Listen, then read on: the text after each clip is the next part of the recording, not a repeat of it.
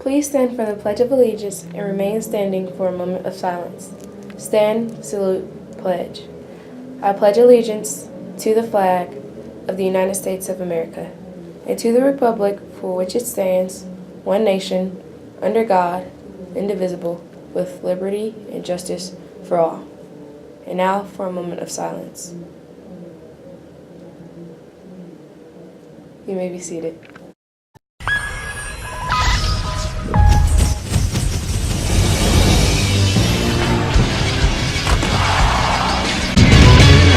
This is Sports Center. Welcome to Toro Sports Center. First thing we want to lead off with today is talking about the Spanish Fort basketball teams.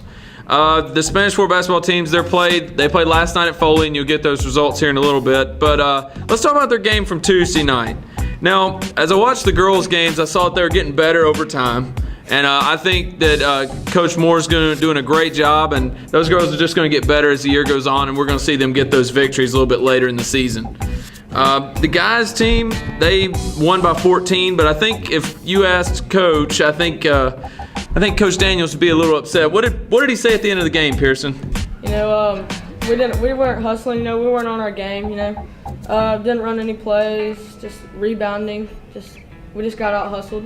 So, we just got to work on that. We're working hard at practice, and we're going to get better. Well, they were led by Cade Fournette with 18 points and Jackson Rogers with 8. And they won by 14 and had a bad game. So what are our expectations for these guys this year? Are we expecting championships? I'm not going to say championship because, it's just the start. Let's remember it's Gulf Shores too. It's Gulf Shores. Okay, but I think they can go pretty well. They 3-point loss to Fairhope, one of the best basketball teams in middle school. I expect big things from the 8th grade boys. All right, from there, let's transition into high school. The high school Friday night is going to play Sylacauga, 8-3. They're going for their 21st straight victory. 21 in a row. Do they get 21? They get 21. Of course they do. What's the score, guys? What are we expecting here? 59-14. I'm going with Mark, blowout. I got 49-12. 49-12? It's always hard to play on the road, but Coach Freeman's got them boys playing right where they should be. So they've been there for 2 days already. They know what to expect when they get there. I'm expecting a blowout. I'm expecting the biggest game of the entire Toro season to be next Friday night with Jackson up on the hill, playing the number 2 team in 5A up on the hill. I think that's going to be the best game. Let's transition from high school to college. We got a couple of great games on the schedule for this week. Number 1, let's talk about the game of the week. Auburn at home playing a now more healthy Georgia team. So what do we got, Mark? Auburn or Georgia? Well, this is going to be a good one. Auburn, 1 loss this season. Shouldn't happen. But Todd Gurley's going to be back in this game. If they can stop the run game, then I'm still going to say Auburn. But I just think Auburn's going to pull this one out. All right, he's got Auburn pulling it out. Anybody else got a thought on that one? high scoring, no defense. So last person had the ball going to win the game. Yeah, I'm expecting to see Auburn with 1 loss when they play Alabama at the end of the year. All right. Next game, Oklahoma State and Texas. Coach, what do you got? Oklahoma State's playing pretty good ball right now. Texas is too, but Texas just lost Jonathan Gray last week. They do have other running backs, but Texas jumped into the top 25, and I think they're going to get bumped right back out. So. All right, so he's going to OK State. I've got this one, this next one, South Alabama at Navy. Okay, so they're playing Navy at Navy. That means they're playing against the triple option. I think this is the upset game of the week for me. I feel deep within myself that the Jags have enough to take down Navy. Navy's going to just run triple option, and I think the Jags can stop them. Is it a way? Go Jags. It's at Navy. It's at Annapolis. Just remember, South Alabama's lost a lot of games within the last seconds of the game. Yeah, it's been very, very close. All their losses have been only by a few points. All right.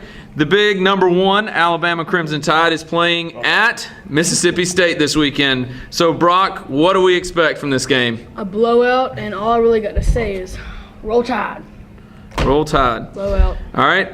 And our last game, since we're doing number 1, that means number 2 is Florida State right now. Hey. Florida State is playing at home versus Syracuse. Is this even a game, Pearson? No, absolutely not. It's not going to be a game. Jameis Winston's unstoppable right now. There is some controversy, but he's just gonna have another big game as usual. So. All right, so guys, on this panel, we talked about this earlier. We expecting Alabama playing Florida State national championship right here. Definitely. Yeah. I think the leading Heisman right here is going to take Florida State all the way to So he's thinking Jameis Winston for. championship.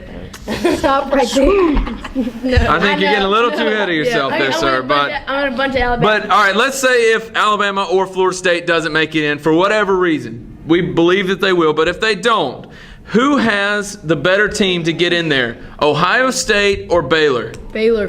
Ohio State. You know, Ohio State and Baylor are kind of like alike because they score a bunch of points per game. You know, they average a ton of points. So, but I would go with Ohio State overall. Well, I'm going to Yeah, go I with think- Baylor. I mean, Baylor has actually played people. I'm going to be honest with you. Ohio State, I really haven't seen anybody they've played good.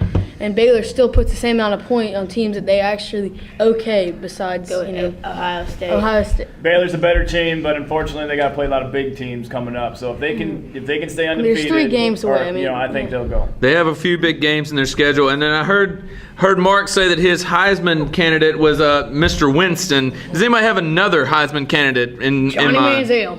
You still think Johnny Manziel Yeah, can he's win the number Heisman? two. He's number 2 on I the know. Heisman I'm watch. just gonna say he's came back now. I mean, I'm not gonna say He's number 2 he's on the number Heisman 2, watch. and then that's all I gotta say. I mean, I have a He dark does a lot horse of pick picks. for the Heisman. He probably won't win it. Won't even come close. It's not A.J. McCarron. A.J. McCarron won't win. Jim McCarron. But if you look at Baylor's quarterback, Bryce Petty. Yeah. Okay? Bryce Petty scores 5 total touchdowns in their game against Oklahoma. 5 total, rushing and passing. Yes, Johnny Manziel scores 5 touchdowns. He also throws 3 interceptions. Yeah. Bryce Petty throws none. Yes, but when you look Well, at the James- Heisman, Okay. well, Jameis Winston. But- too, a Heisman, you have to. Not I even mean, that you call much. it. So yeah, and I mean that's the only thing that's hurting him is Yeah. his numbers because they're playing blowout games. And the thing that's helping out Johnny Manziel is the fact they have no defense, so they have to keep him on the field for 8 years. It's the All right. Heisman Hall. Now, so we transition from college now to pro, and Coach, you've got the pro games this week. What do we expect? All right, early games. We have Baltimore at Chicago. Chicago. Mark, what do you think's going to win that one? Chicago, they beat the Packers. Chicago. Yep, it's hard. It's not hard to beat someone with a third-string quarterback. No matter keep losing, they're gonna lose all the way to on the bottom, like Alabama will. I'm going to take Baltimore by 7 because Chicago's got some injuries and they just can't seem to get it together. But the other early game is Atlanta at Tampa Bay. Brock, what do you got on Atlanta, Tampa Bay? I'm gonna have to go Atlanta. I like Atlanta. I mean, they don't have Julio Jones. I mean, but they have Rodney White and they have their quarterback. I mean, I'm gonna go with Atlanta.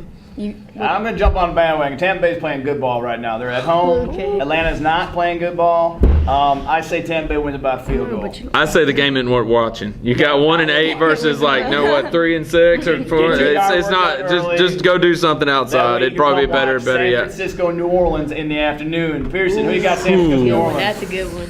Whew. All right, you got me the hard game, huh? All right, so Well, I'll take a it's bet gonna on be this tough. one. I got 49ers. I got to go with them. 49ers. I think Drew Brees is gonna step up big. And I think he's gonna blow his their defense out. I'm gonna be completely honest with you. 49ers. Here's the reason why the Saints will win. It's not because Drew Brees blows the defense out. It's because Kaepernick has not thrown a touchdown in forever. He's thrown 9 all year. 9 touchdowns all year. The Saints defense is going to blitz that run until they can't run it anymore. Saints win because of their defense for once, not because of Drew Brees. I think Saints win large as well. I got that as being blow up. And then the late game is Kansas City, the undefeated Chiefs, versus Peyton Manning and the Denver Broncos in Denver. I think it's going to be the formerly undefeated Kansas City Chiefs as the Denver Broncos come into town. I don't care if Peyton Manning is out there on crutches. He will throw for 3 touchdowns against I the like Kansas it. City Chiefs. They have the best, I will give them this, they have the best pair of pass rushers I've ever seen with Tamba Hali on one side and Houston on the other. They're like number 2 and number 4 in total sacks, both of them, and number 2 and number 4 respectively. And they are great at defense, but Alex Smith, Peyton Manning, who are you going to win with? It's not that hard. Peyton Manning. I personally think it's going to be a close game. Both teams are coming to play, so it'd be interesting. It'd be a good game to watch. What about the Packers? Packers got the lowly Giants this week, and they come up with a win. No, they're not. They got a third-string quarterback. I'd beware of Aaron the Rodgers- Giants. Aaron Rodgers Beware of the did that. Giants. Beware of the Giants. All right, that's all we've got for you. Now back to class. Roll time.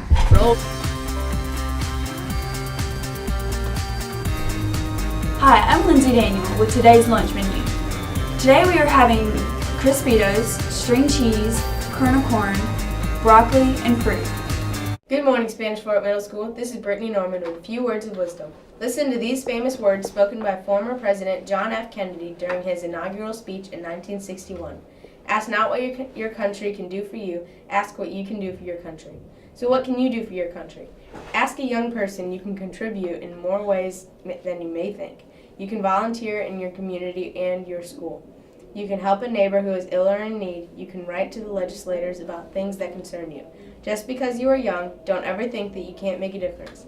Today, remember the words of John F. Kennedy and ask yourself what it is you can do for your country. Then do it. With something to think about, this is Brittany Norman. Make it a great day, or not, the choice is yours.